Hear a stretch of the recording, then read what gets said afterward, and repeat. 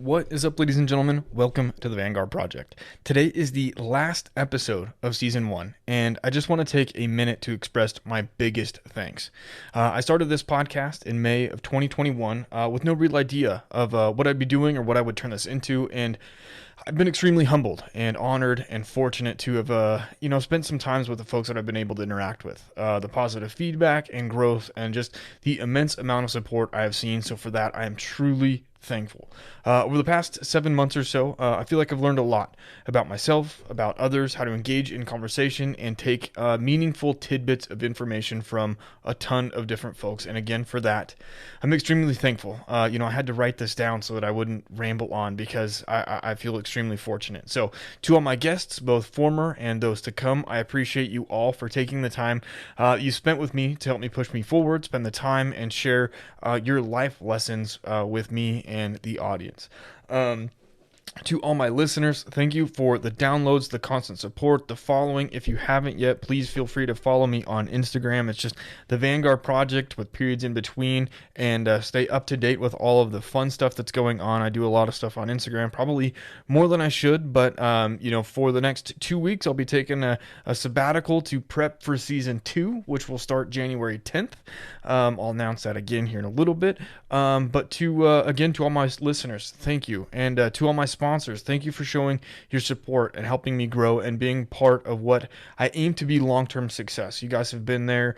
Honestly, it's been nuts from the beginning, just helping me get connected, push forward, helping with some of the branding and growth and connections and all of these things that I feel so fortunate to have, just as, like I said, and pretty much in every recent episode, that I am literally just some dude outside of Boise, Idaho, that, I feel extremely blessed to be able to sit down with some of these folks. So thank you guys for helping me get connected. And lastly, but absolutely not least, my wife, for putting up with all of my shit and being there to help keep me grounded when I need it and help me push in the right direction. And refocus and remember what's most important when I get super excited, because I have a very addictive personality, and I definitely jumped in headfirst in this podcast for a while, and she helped kind of remind me that there's a lot more to this, a lot more to life, and I need to remember that I need to spend time with her and outside and taking care of myself and what's most important, which is my family. And so I appreciate her for that.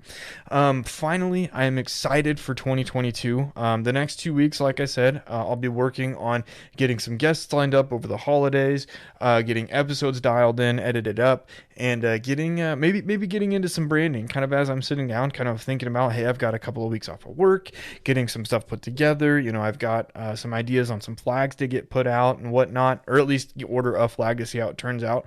But hopefully getting some good stuff put together so that when 2022 comes, we are ready to hit it.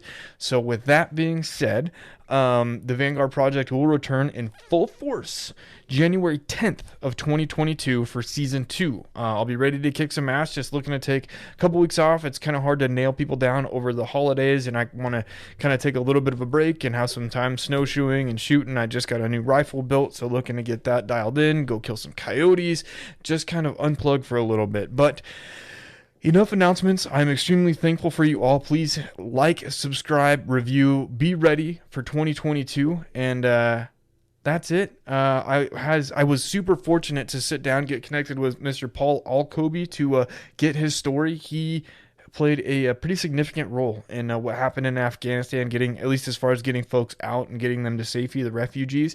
So his story's a lot of fun, talking about that, his time in the Air Force, and then also contracting, and now his full-time life as a freelance photographer and videographer. So let's roll it. Let's have a good time. You all have a wonderful Christmas. Like I said, follow me. Let's get connected. And yeah, you guys have fun. Stay safe. Get outside. We'll catch you next time.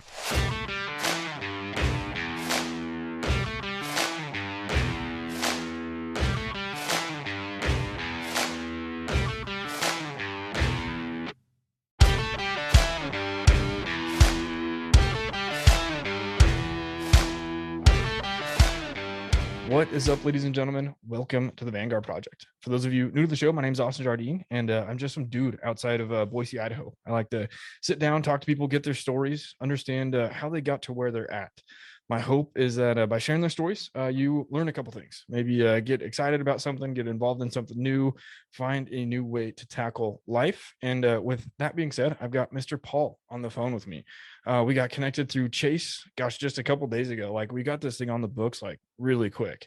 So I'm excited. You and I were kind of shooting the shit just a little bit beforehand, and you've lived a life. So if you don't mind, like introducing yourself a little bit, and then I'll just start to interrupt, and we'll get to know you a little bit. Yeah, sounds good. My name is Paul Alkoby. I'm a full-time photographer and filmmaker based in Orlando, Florida currently. Moved down here about a year ago this week, actually, for a job that I took full-time. And now I'm back to full-time freelance. So a lot of changes and a lot of stuff that's happened just this past year that I think is going to be awesome to dive into with you. Yeah, it's awesome. So I know that I was looking through your pictures and stuff earlier today, and you do a lot of crazy fun stuff. Have you always been like a photographer and into videography, or was that something that you kind of developed into over time? So backstory on that, when I was a kid, I skateboarded, and pretty much would occasionally have a film camera or an old school like Sony camcorder type deal with a fisheye lens on it and a top handle. But outside of that, never really got into anything further. When I separated from the military, I started working some DoD contracts and randomly started picking up a camera again, just as more of an outlet for myself. Someone offered me some, they were like, hey, you want to come shoot some photos and I'll pay you. And kind of just snowballed from there and ended up leaving contracting and more so pursuing photography and filmmaking full time. Yeah, that's pretty sweet. So part of I know your background and some of the stuff that we talked about that I'm definitely interested in talking about is your military experience, and then also particularly around helping some of the refugees the past couple months. Do you mind talking about, how you got involved in the military, what drove you that path, and how you got, because you said you were a medic, which I've got a huge respect for you guys, because to be able to do what you do under pressure is something else. So do you mind kind of just sharing how you got into the military and what led you down the medic route? Yeah, for sure. So becoming a medic wasn't really by choice. I actually went into a special operations career field in the Air Force. Unfortunately, didn't make it through the training pipeline. Life happens, right? And I mean, people quit, people wash out, stuff like that. I kind of ended up just stepping away due to family. Some might say I was quitting. It is what it is, and ended up being told I was going to medic school after actually almost getting discharged. Uh, Basically, it was a furlough of 2013. They were pushing people out of the Air Force in droves, and I managed to just outwork people at that squadron and get a recommendation to stay in the Air Force with whatever job they gave me. So next thing I knew, I was at Fort Sam Houston, which is an Army post, and going through medic training. From there, my follow assignment was actually Launchtool, Germany, where I worked with the Army for 2 years, and it was actually for the most part a really good experience. And I actually did feel like I was getting to make an impact, even if I didn't fully see the bigger picture at the time. So that was definitely formed a lot of my life and what it is today. Yeah, yeah. So when you moved from the special operations tract into the medic route, I know that some people have a hard time kind of feeling, because I know that you looking at you, right? You're like, yeah, some people say I felt, or it looked like I might be quitting, right? When in reality, you've got your family stuff going on. Some people have a hard time coping with kind of that sense of moving on, right? And having to change tracks, right? So you are probably extremely dedicated to, special operations, family, life happens, moving on to a different route, right? I mean, that kind of 100%. pivot is difficult. How were you able to navigate that without kind of losing sense of self? Oh, I mean, that was definitely one of the biggest hurdles I've ever experienced in my life. And I've actually spoken to some folks, going into the military and even spoke on a podcast about that specifically. Uh, Long story short, it's never going to be easy, right? You put years at times into committing yourself to something like that, and then you fall short. And I think there's definitely a big identity piece there that it puts you into kind of a hole, right? Because you're like, oh, I'm a failure, I'm this, I'm that. And in a sense, the military kind of treats you like that as well. Even when when you get to your like follow on like tech school or whatever, you kind of get treated like a piece of shit, right? Right. And we were all treated like these like outcasts, and we had like stenciled t-shirts and whatnot. So it was really just trying to figure out applicable lessons from that experience and carry that over. And I was by no means a good airman. I would like to say I was a good medic. I mean, some people may say otherwise, and that's fine. But I'm glad at what I got to contribute. And at the end of the day, I volunteered, and I have to kind of put that in the rear view, right?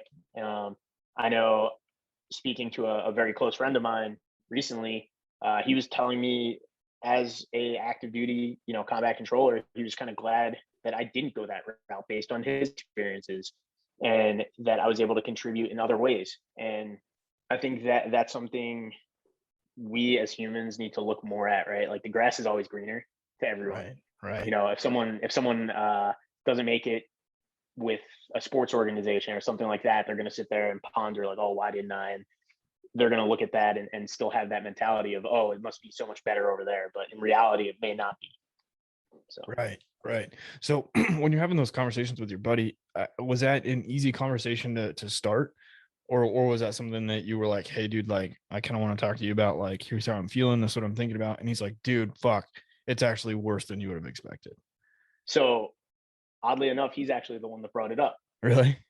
Yeah, and we were just talking about life experience, and he's coming up on separating from the military and trying to figure out what's next for him. So we are just kind of having this back and forth, and we've known each other pretty much since the start. And there's always going to be that, right? We're always going to look at someone else's experiences, and I think we all fall into that comparison trap, right? And he's deployed and done amazing things for this country. There's no doubt about it. He's saved countless lives, and he's carried out everything that this country has asked of him. And at the end of the day, we had different routes, but we both still, you know, did we contributed, and that's what I think matters the most. And kind of dissecting that a bit further, looking at, hey, we may have different experiences, but we have a lot more in common than we realize. Yep. So if that makes sense. It does. It does. No, and I'm asking because, to your point of everybody falls in the trap of comparison, right? And grasping greener.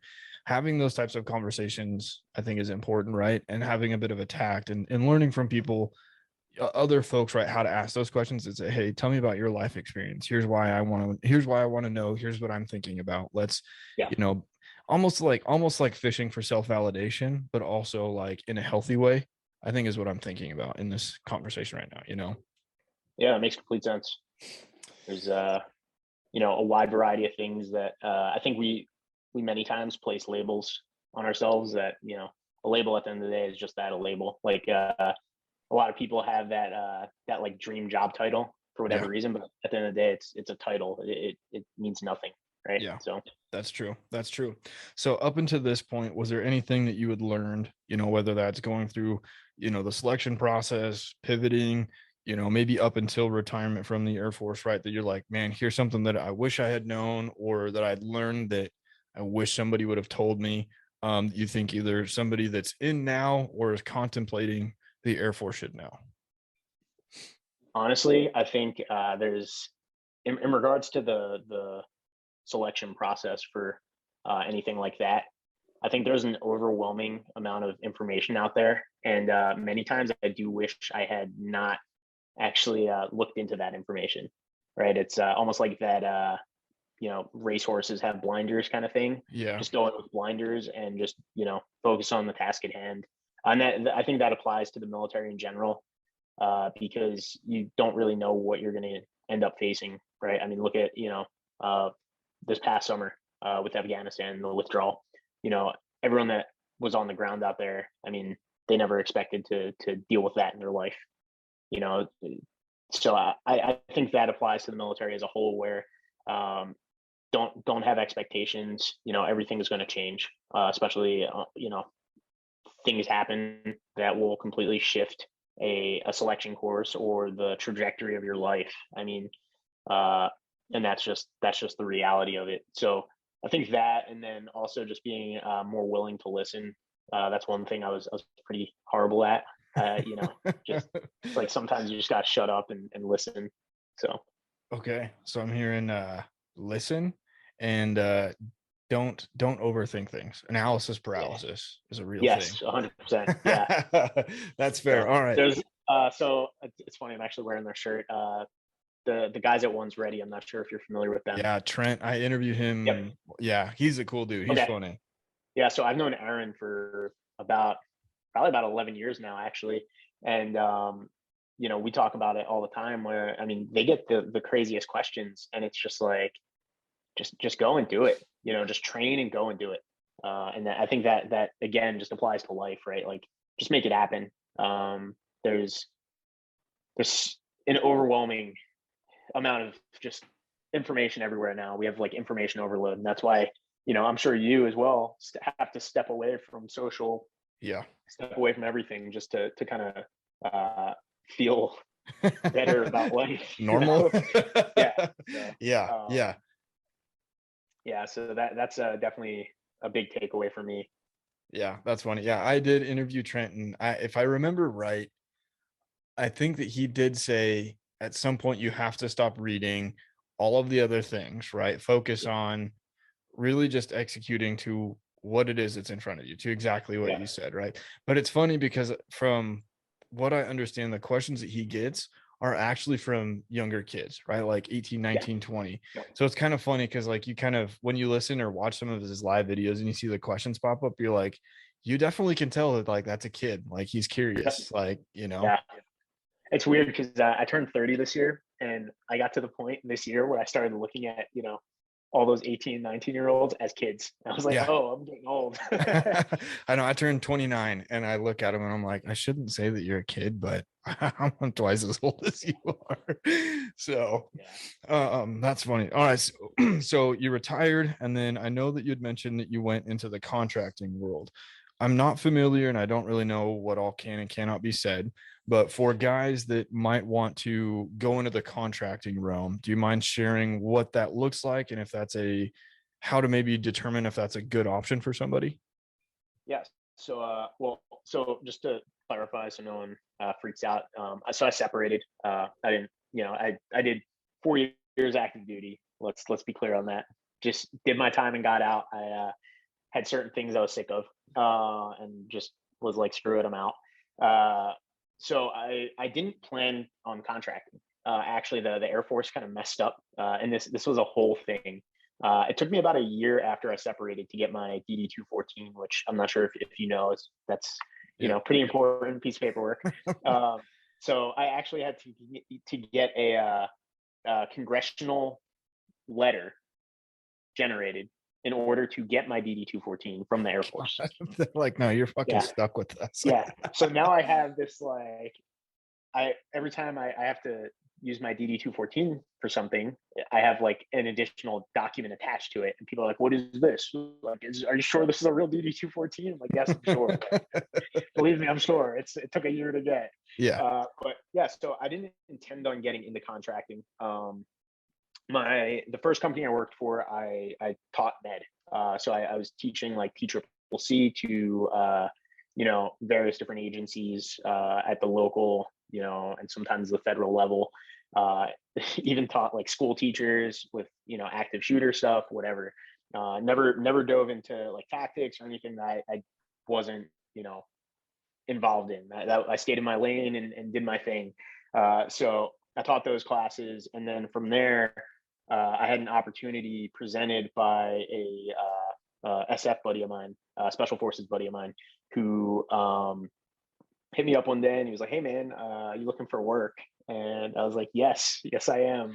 And he presented a pretty unique opportunity, and I got to actually do some pretty cool stuff that went a long way, and I learned a variety of new skill sets. And that was the coolest part about it. That being said, the contract world is a pretty murky one, and there's very hundreds and thousands probably of different companies that are involved in some weird stuff at times, or are going to rip people off, or contracts change hands, and next thing you know, your day rate is different than it was the day before.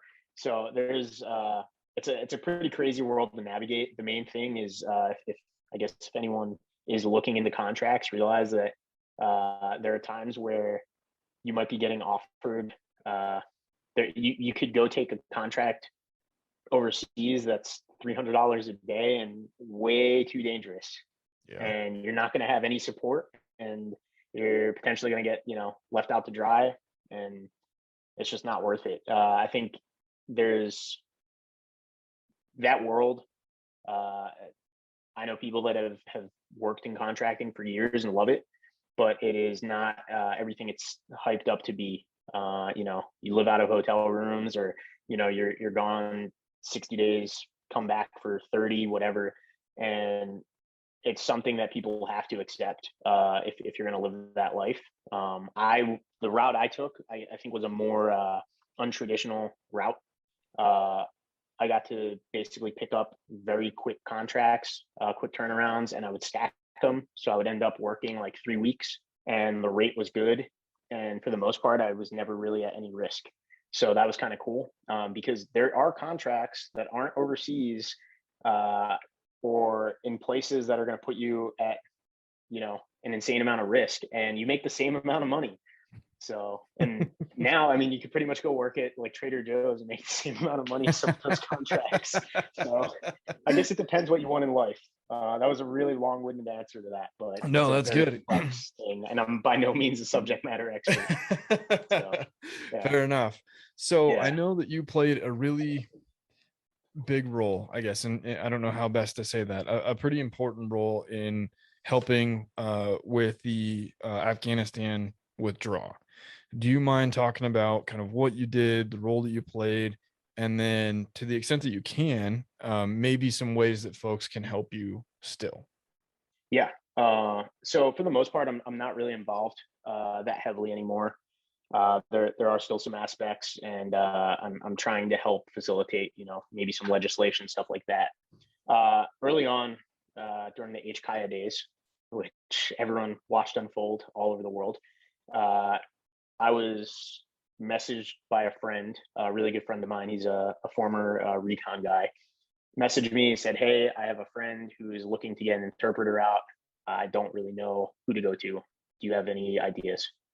And I got involved. I reached out to a couple folks, and started kind of helping to facilitate that, dealing directly with this interpreter who was helping to get this guy's interpreter's wife out, who was still with them.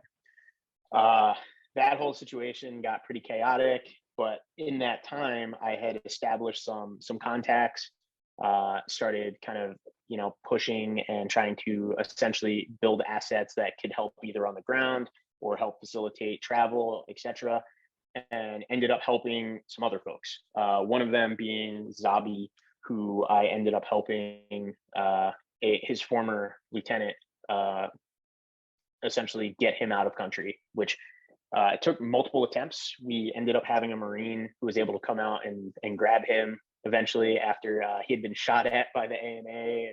And literally, I have voice notes with this guy, literally just hearing, rounds go over his head, and he's laughing and talking to me completely calm. I'm like, dude, what is happening? Like stones.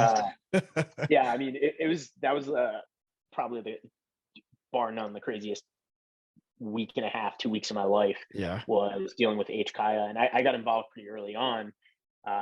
Wasn't sleeping, was barely eating. I took paid time off from work, and was just in my living room in my underwear, just basically running international operations, if you will. So it was pretty crazy, and the amount of technology we used sitting on our laptops and on our phones, like basically live tracking these folks on WhatsApp, on maps, and being able to guide them to various different checkpoints and stuff like that, using bona fides with people on the ground. And I had some folks really help me, but that was so the early days of that were pretty chaotic, and it started to get weirder, obviously. Right. As that was happening, I kind of dove further into the network of organizations and groups. And a individual named John Reed reached out to me. He's a former SF medic, and he was like, "Hey, I've been seeing you in all these groups. You seem to be making a pretty big impact. Would you be interested in kind of partnering up and seeing what happens?" Right. Right. So, I gave it some thought. I looked him up. I like talking to him, and from there we kind of set up what we called literally the network as a joke, because we didn't have a name for it. And it was about 50 people that I ended up kind of running ops for. So I was essentially referred to as the coordinator, and was able to basically move around a bunch of puzzle pieces. So I would take, we had, various different assets, both on the ground. We had some contractors on the ground. We had some conventional folks. We had a couple soft teams on the ground as well that were basically doing snatch and grabs for us of various vetted people. And that was the big thing that we tried to pursue, was making the process easier and safer for the people on the ground.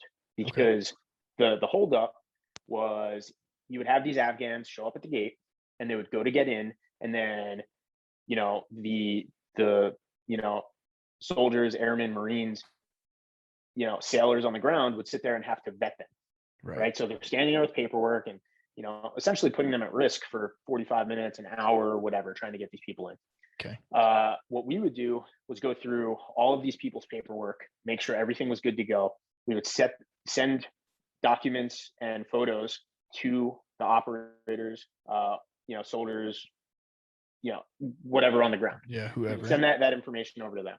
That way, when the families got there and showed the correct bona fides, or gave verbal whatever, they were able to get grabbed and speed the process up. So we were cutting it down to 15 minutes, 10 minutes, sometimes maybe even 5 minutes. So they were able to get more people in the gates. Wow. Right. Okay. So that was kind of our goal.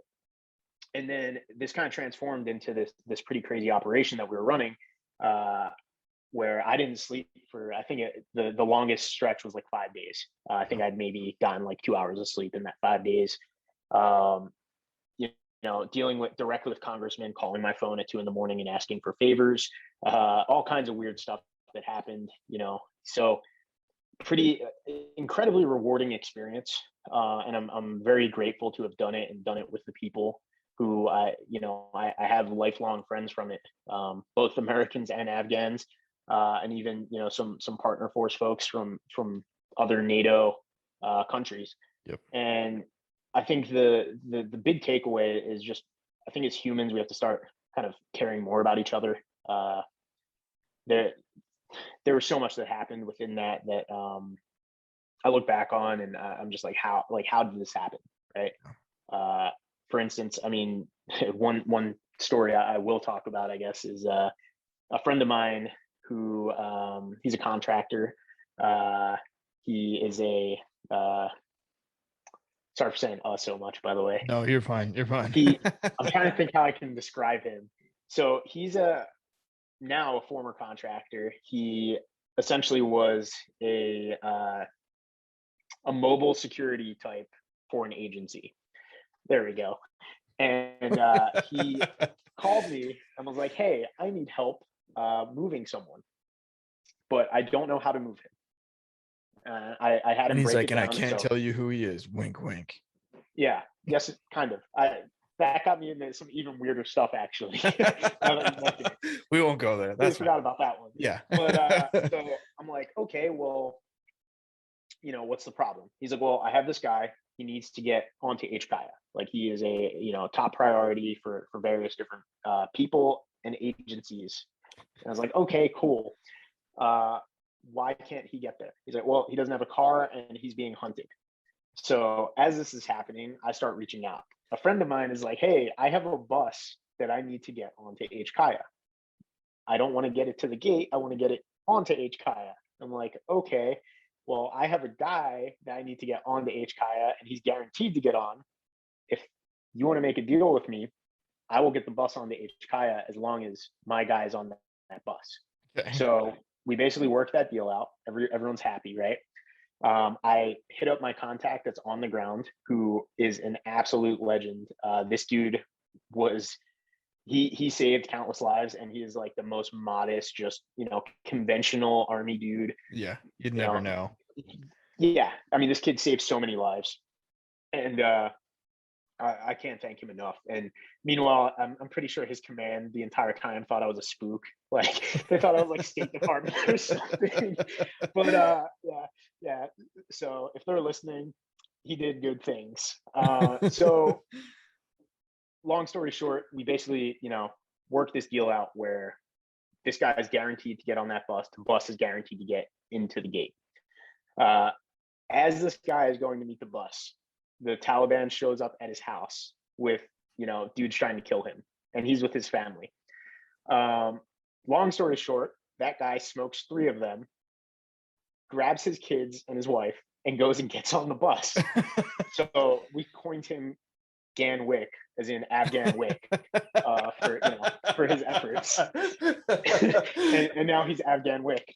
But yeah, so that bus essentially was rolling there. I had another guy who's an operator hit me up and say he had a bus as well with someone on there that needed to get on the HKIA. That was a very important asset. And I bundled these buses together and had my amazing E5 Army bro get both buses onto HKIA, and I think it was well over like 150 people got in one go. But it was stuff like that you're just like, what is happening? Like, I'm just a dude in my living room in Orlando, like this in your boxers, happening. just fucking doing this. Yeah, literally, like no sleep. I probably was like 10 cups of coffee in that day, just raging on adrenaline. I was like calling the Pentagon at one point, like yelling at people and apologizing to them, and I'm like, listen, look, I need to speak to CENTCOM. like what? So yeah, some of that stuff that went down, man, was like absolutely incredible. And there were some points that were terrifying. Yeah. Like Zabi, the guy I talked about earlier, he at one point, and this is actually, it's in USA Today. So we had him, he basically hits us up and he's like, hey, I don't have money. And we're like, okay, well, like, what do you need money for, dude? Like, we're trying to get you out. He's like, well, I got to pay to sleep. We don't have food, so we got to buy food. And we're like, okay, well, what can we do about that? He's like, here's my crypto portfolio. And he just shows us all his crypto. And then Corey ends up sending him a bunch of money on crypto on Coinbase. So he sends him, X amount of dollars, and homeboy just starts just peeling off the X. And I'm watching this. I have, WhatsApp up with like a live map. And I had this I had at the time a massive curve monitor, and I had a live, essentially someone posted all the coordinates of the Taliban checkpoints throughout Kabul. Oh, so I'm literally tracking this dude through these checkpoints, and you're like, don't and go just watching here. his little and he's just going, and I'm just watching this, just like shitting myself. And then the signal just dies off, And you're like, and I'm just sitting there like, oh my god, like this dude's dead, right? And then 45 minutes later, he just resurfaces. He's like, hey, bro, got the cash. I'm like, what? Yeah, like you're like, that's the sketchiest thing I've ever seen. Yeah, like just ripping around Kabul in like a taxi, went and got crypto exchanged, and then took his buddy to like go check on his pregnant wife, and then just shows up at the airport. He's like, bro, I'm back. All right, like, dude. You're like, okay, that's the best form of camouflage ever, I guess. Yeah. So, I mean, there were just so many crazy instances of stuff like that. I could talk for days probably about like everything that went on out there. Dude, that's nuts. So I don't know if any event like that will ever happen again in our lifetime, but in the event it does, right? I imagine you learned a whole hell of a lot, right? And you said the biggest thing, at least in the beginning, you said the biggest thing is we need to learn to care more about people, right? What were some of the other big things that either you learned how to do or learned to value more throughout all of that? There's a lot. So one thing I've always been good about in my life is networking. And I think the big thing about networking that, in business, in, life in general, a lot of people fail to realize that networking is really just hearing people's stories and learning more about them. And being able to kind of like this, right? Like we're essentially networking right now, and Yep. it becomes a mutually beneficial thing, right? That's what it has to be. I think too many people are concerned with here and now and just getting what they need and moving on with their lives. Um, that whole situation taught me a lot about resourcefulness and understanding that, yeah, like there are certain aspects of that situation that are completely miserable and horrible and should have never happened, but people are able to come together in those times and actually do some good, right? And we can put our differences aside at times. We can, I didn't care if anyone's politics were different than mine. I didn't care, like none of us cared. We came together for a common goal. And I think that's something that is taught in the military in general, but it's that human element that we were able to take and utilize in that time and pull in people from every which background, right? I had, like I said, probably about 50 people in this organization at any given point from varying backgrounds. We had, tier one operators, we had, former intelligence analysts, we had, subject matter experts that were in the region for 20 years, right? Training assets and doing stuff. We had congressional aides that one of which I still want to choke out, but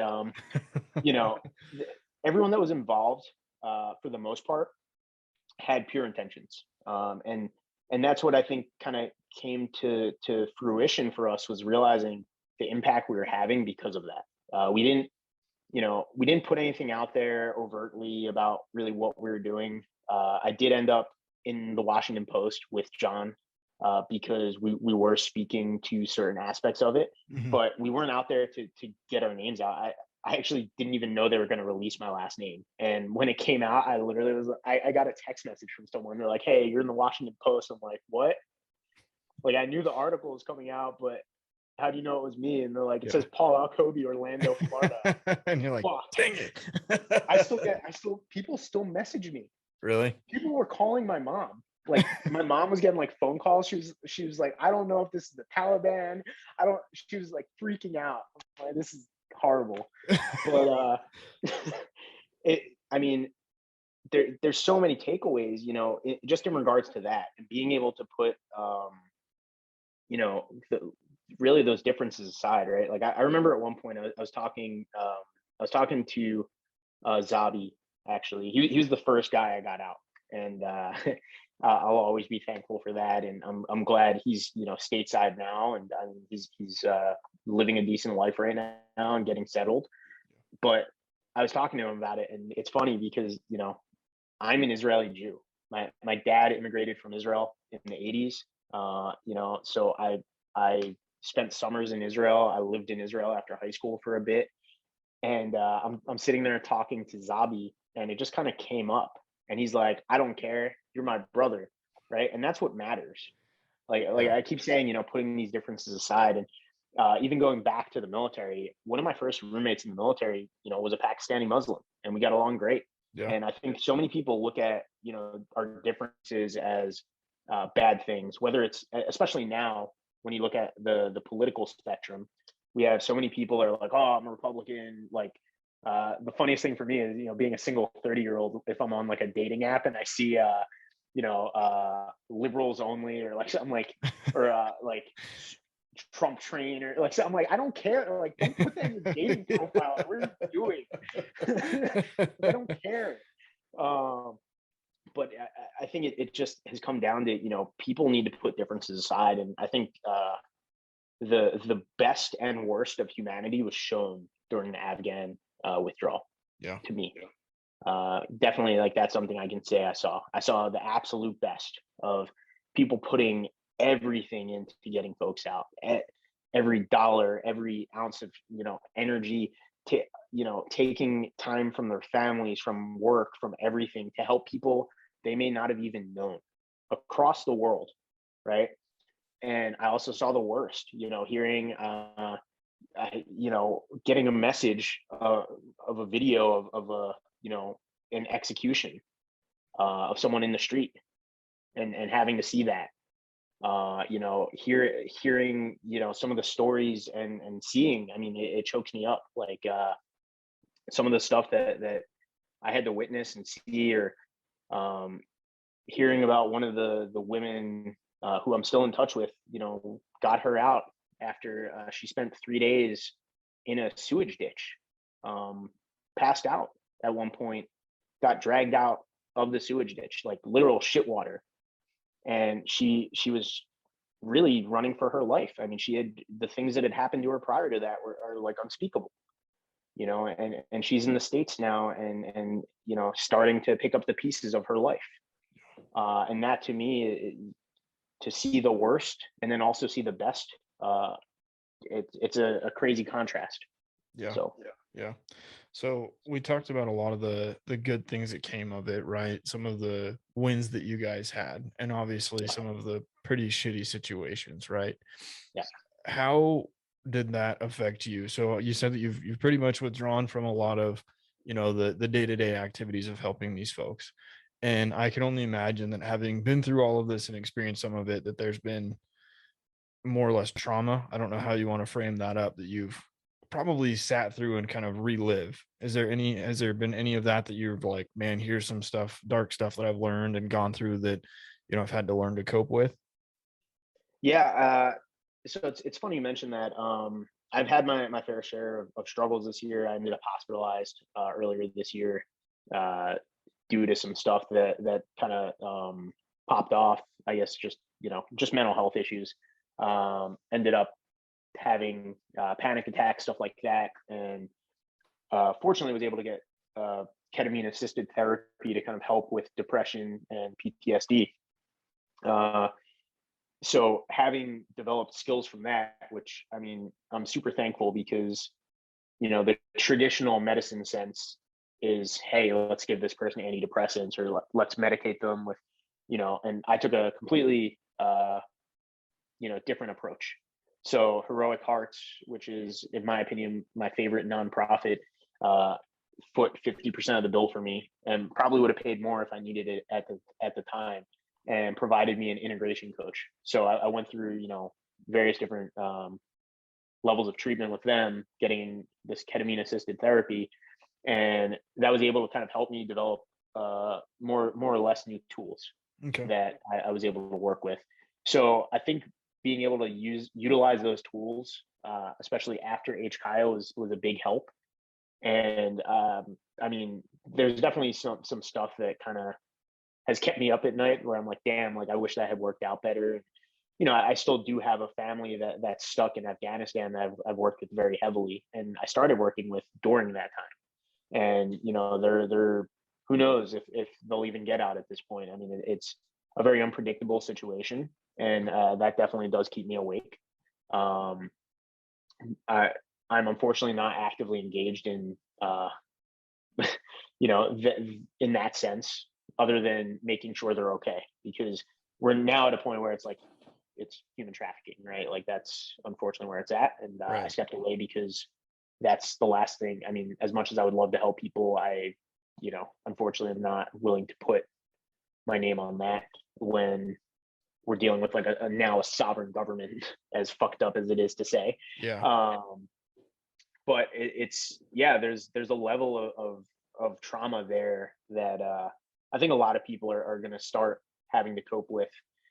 But at the end of the day, right? I mean, you have to take it for what it is, and we can't help everyone. And that's one thing I had to learn as a medic as well. And there's definitely going to be good and bad that comes from it, but I guess we did the best we could. Man, I don't even know if I want to put Fucked this up in there. situation. Yeah, I don't even know like what to put in there from this. Okay. Okay. So That's maybe it's just a weird. I don't know. yeah. Yeah. It's I it's think a that's a hard one. maybe another way before I ask, maybe before we move on, is Yeah.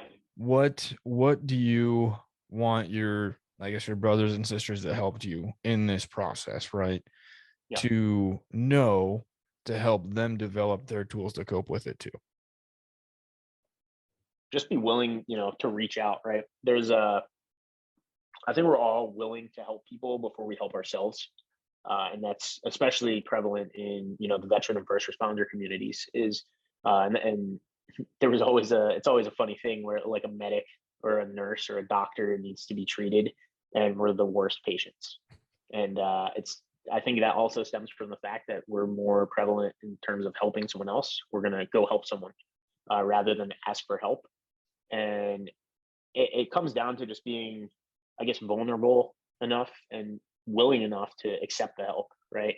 I struggle with it now, even just, I don't want to be a burden on someone. I've had tough days where, I've called friends and it's like the hardest thing for me to do because I don't want to be a burden on them. Yeah. My closest friend, can you hear me? Mhm. Or did it switch up? Nope, we're good. Okay. I clarify that. Damn. I lost my train of thought. You said All right. calling your buddies, hardest thing. Yes. You called your closest bud. Yeah. Yeah. So my closest buddy, Ricky, I call him like pretty much every day. There are times where I know I'm probably a pain in the ass to him and he still answers the phone. And I'm super grateful for that. And I tell him all the time. But it's just knowing that, yeah, like you can call someone and people do care. I've struggled with it myself where, I lost my job 2 months ago, actually right after HKIA. Ended up losing my job that I relocated to Florida for. And so lost my job and I was kind of in a dark spot for quite some time because of it and didn't want to reach out to anyone and just kept to myself and became this, recluse because I was dealing with the HKIA stuff. And I was dealing with losing my job and I was like, oh, cool. My rent's being increased a shit ton of money. Yeah. And I just didn't have any help in my head. And then I started calling my friends. I'm like, I don't know what to do. And everyone, stepped up to help. So it's taking the time to understand that people do care. And I think that's the best thing I can offer in that regard is like, hey, if you're struggling, like call me. And that's, I think what any friend would say to anyone, hopefully. If not, get better friends, right? Like that is good advice too. Yeah. If your friends say, hey, it's not my problem, get better friends. Yeah. No, fuck, seriously. Okay, Yeah. so now you're doing fun stuff, right? You've been doing your photography and your videography for a while, and you said you started doing that as a skater kid, but that's obviously transformed into some wicked awesome stuff. So do you mind sharing how you got into it as far as the career path goes and kind of what cool projects you've done and are working on? Yeah. So this is it's pretty broad. So I'll start where I can. So I started out actually shooting CrossFit. I was pretty big into CrossFit, and that was literally my first paid thing ever. Was a gym owner being like, "Hey, can you come shoot the CrossFit Open?" And I had no idea what I was doing. And they paid me like $50 for 5 weeks every Friday night, and I would give them like 400 photos. And they're like, I didn't know this, but the gym owner actually worked in production before that. Okay. Worked on some pretty big TV shows and stuff. He's like, why are you giving me like 400 photos? Like, this is ridiculous. Stop doing that. He's like, you need to find the best ones and send those, edit them and send them. I'm like, okay, got it, dude. Cool. Because I just like walking around doing, street photography. That's, Right. What I love. Like I grew up in Philly and, grew up skating and, involved in like graffiti culture. I wasn't the most law-abiding citizen growing up. So, yeah, so that's kind of how I grew up, and I didn't know anything about it. So from there, I kind of was like, oh, well, I need to start learning about this stuff, and that kind of snowballed. I started working with. I'd already been doing stuff with a coffee company called Alpha Brew Coffee. I know you're affiliated with Black Rifle. Don't. We know them. It's all good. I know Tier. But yeah, so Ricky is actually the founder of Alpha Brew Coffee, and I started doing stuff with them, and that was where I actually did like my first video. My first paid video anyway was for them, and from there it just kind of took off to where I started working for brands in the CrossFit space, and then from there I took it a step further. And I was like, hey, I know a bunch of of soft dudes and like former soft guys and people like that run tactical training companies, and I started shooting stuff in that space. Yeah. And that's where it really just started pushing. And I for a period did video for tactical games before they Oh completely yeah. blew up. Yeah, so their videos from like 2018 Nice. were the summer of 2018 were mine, and I started working with a variety of different companies in that space, ultimately ending up full time at a firearms manufacturer down here in Florida for about a year. And that's I kind of bounce around. And now more so getting into kind of who we met through Chase in the overland and adventure space, because that I found is like my true passion right now. It's been one of the most, therapeutic and just most fun things for me. So really diving into that market now and enjoying that. But still work with some tactical companies. I work with Edgar Sherman Designs. I actually am more on the back end for him, doing digital marketing and Yeah. running like social media. But yeah, I mean, I bounce around a lot. I don't like having one thing. Like I said before we started, I've shot documentaries. I did a really close to the heart documentary for me on a friend of mine who unfortunately passed away, and I definitely want to get more involved in the mental health space because of that, and my own struggles. So my big focus moving forward is more in the passion project side of things. Yeah. So I'll be pretty much driving around the country for a bit and doing these mini documentaries, if you will, on veterans that have started different businesses or done something that really kind of took control of their own lives. Whether they're doing something in the creative space or in athletics, stuff like that, as well as potentially catching up with some of these Afghans that are now stateside. Yeah. So that's kind of where I am seeing myself going in that space. So, Dude, that's awesome. I love it. I'm jealous that you're gonna be able to go just drive around and have fun. I think that's gonna be so dang cool. dude, I'm trying to get out to Idaho at some point. So Well, we'll be here. You'll have to let me know when you get here. Chase was telling me he gave me one spot to go to up in the Sawtooths. So okay. I don't know if my truck is quite equipped, but we'll wing it. But yeah, What kind of truck is it? it's so I've got an F-150 that all I've got I think they're 28-inch just off-road tires. They're nothing fancy, but I built a camper shell on the back. I'll have to Okay. send you a video, but I built a full camper shell that's all fiberglass and everything. It's got my bed in it. I've got my traction mats. I've got my solar panel on it. Okay. It's my old team at work used to call it my redneck Ritz because it looks like just like a piece of shit. Like when I drive through town, people like look at me like it's hilarious because you see all the guys look at it and they're like, this fucking guy, like he knows what's up. And then all their wives are like, that's Like this guy disgusting. fucks. Yeah, right. And then all their wives are like, that is terrible. Why would you drive in that? But it's hilarious because like my wife, so she works nights, and like if we leave somewhere like in the morning to go camp or whatever, I'll actually put her in the back so she can sleep while I'm driving.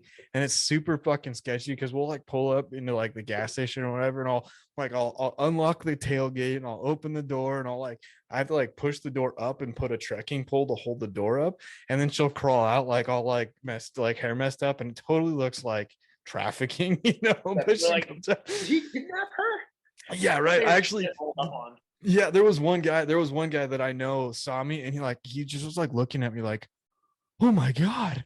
And I'm like, no, it's everything's fine, like she's laughing, I hope. Laugh, like. Yeah. She But starts yeah, screaming, like, help me. I know, yeah, it'd be so bad, but it's pretty funny. But anyways, that's pretty sweet, man. So for guys and gals that are trying to get into photography, right, I know that we talked networking. I'm learning that that's probably like the biggest thing out there, right?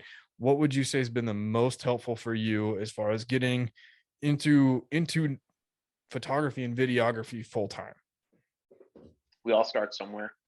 I think the best advice I've ever been given is done is better than perfect. And it was actually by a Brazilian guy. I met him at the CrossFit Games, and we became really good friends. And I'll never forget him saying that, and it just resonated with me because you could put in hours upon hours into, especially video. Video is a black hole of, I can imagine. Yeah.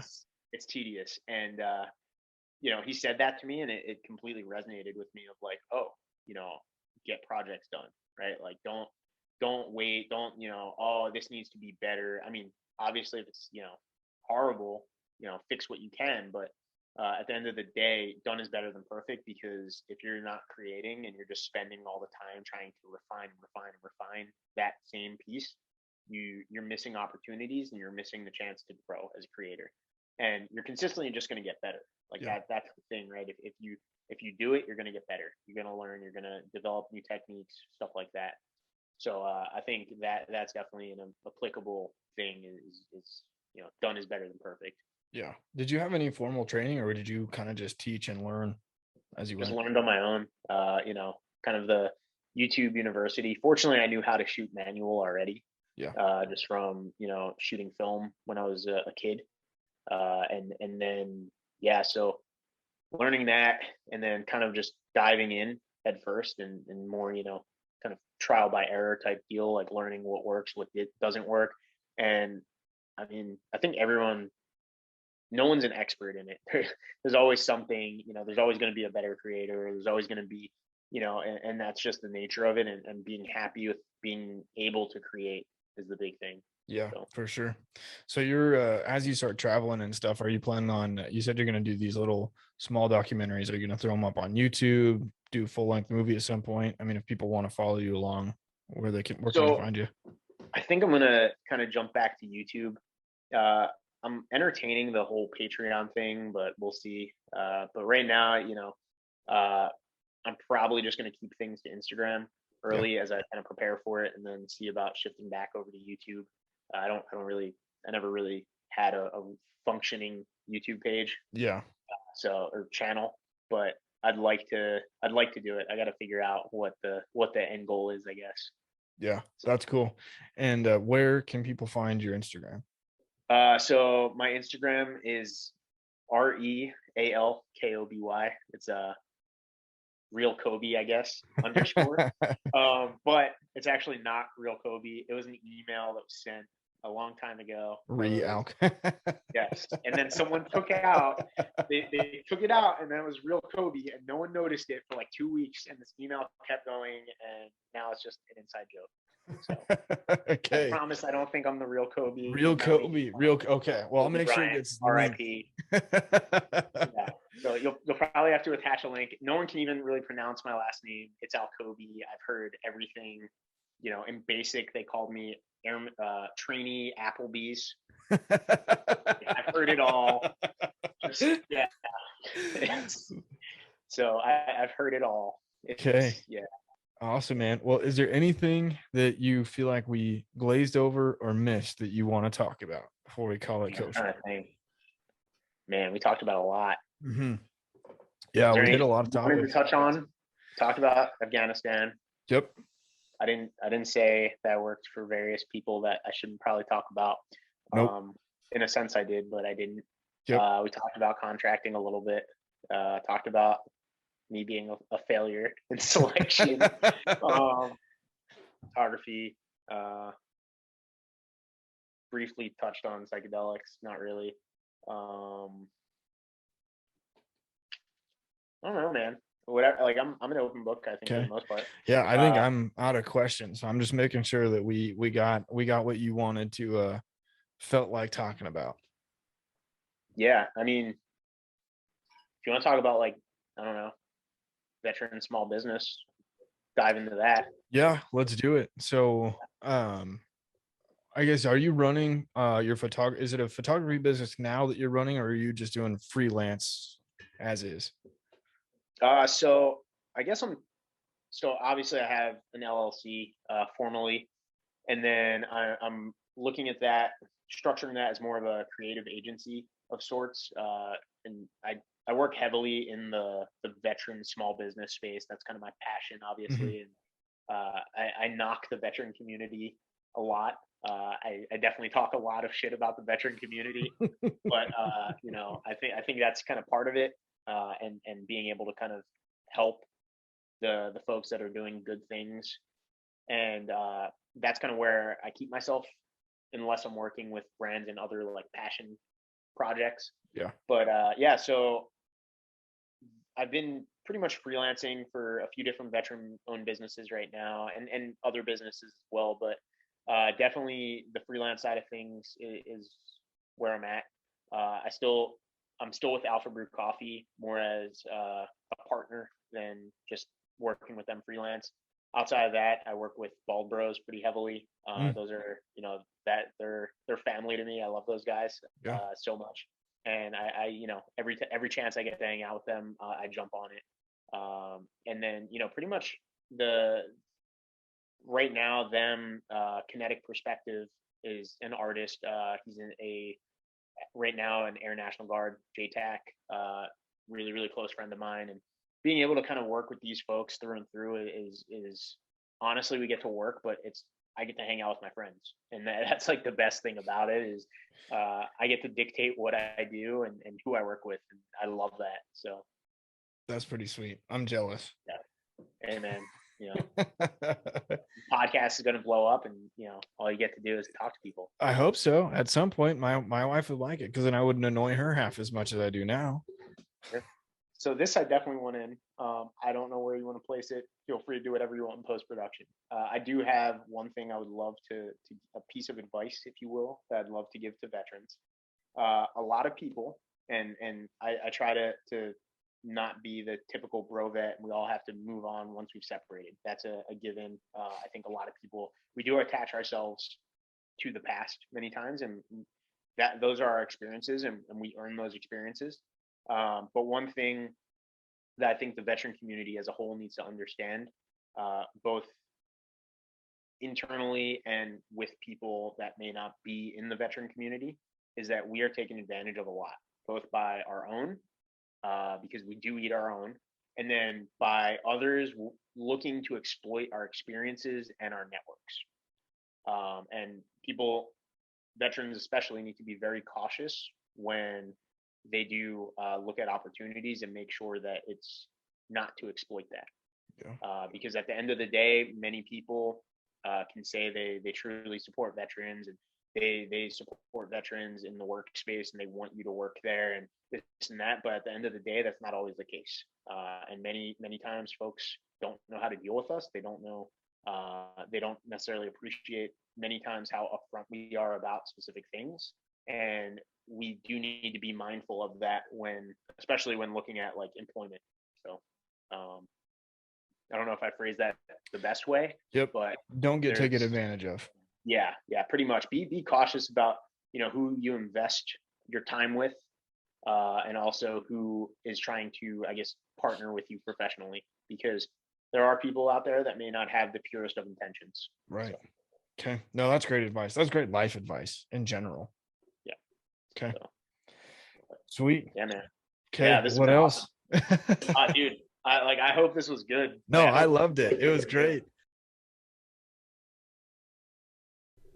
Well, I hope you all enjoyed Paul's story. I had a great time chatting with you, dude. It was fun hearing your story and kind of the role that you played in getting folks out of Afghanistan. I know that I think that we were talking either during or after that your story reminded me a lot of the movie Argo and helping get folks out. So I appreciate everything that you've done. I will link Paul's Instagram in the episode description. But like I said, thank you all for listening, engaging in the stories, the podcast, and providing feedback. If you haven't yet, a good Christmas present to me would be a like and a review and a subscribe. But otherwise, I hope you all have a great Christmas. Like I said, I will be returning with a ton of episodes in 2022, starting January 10th. So subscribe and stay tuned. But otherwise, I hope you all have a great day, a great Christmas. Stay safe, get outside, and we will catch you here soon.